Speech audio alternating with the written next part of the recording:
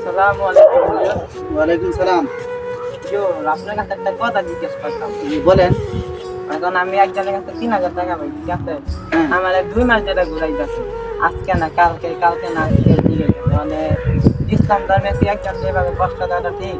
না না, তাহলে যে আমার টাকাটা নিয়ে এতদিন ঘুরাইতেছে। ইসলাম ধর্মে কাউকে কোনোদিন কোনো কষ্ট দেওয়া শেখায় না।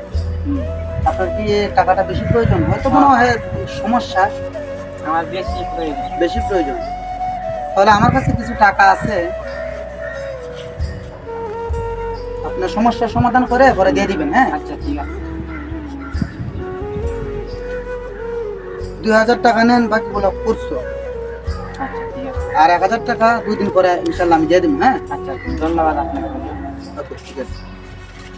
জি, আসসালামু আলাইকুম। ওয়ালাইকুম সালাম। হ্যাঁ, আলহামদুলিল্লাহ ভালো। তুমি ভালো আছো তো? কি রিবাত? তখন আমি 3000 টাকা পাইতাম। 3000 টাকা তো ভাই 1000 টাকা টাকা যায়। তো ভাই 2000 টাকা দিলাম, আর 1000 টাকা তোমার পরে দিতেছি, ঠিক আছে ভাই? হুজুর, আপনি আমার 3000 টাকা পাইতেন, 2000 টাকা আছে, আচ্ছা 3000 টাকা আমি দিচ্ছি।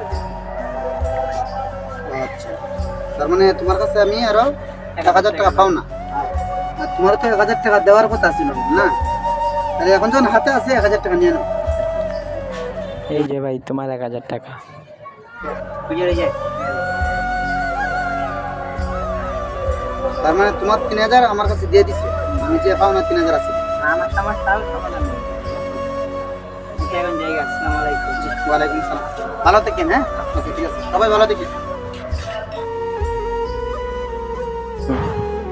আমাদের ইসলাম ধর্মে এইটাই নিয়ম, এক ভাই বিপদ করিলে আর এক ভাই পাশে দাঁড়ানো। সবাই ভালো থাকেন, সুস্থ থাকেন। আল্লাহ হাফেজ।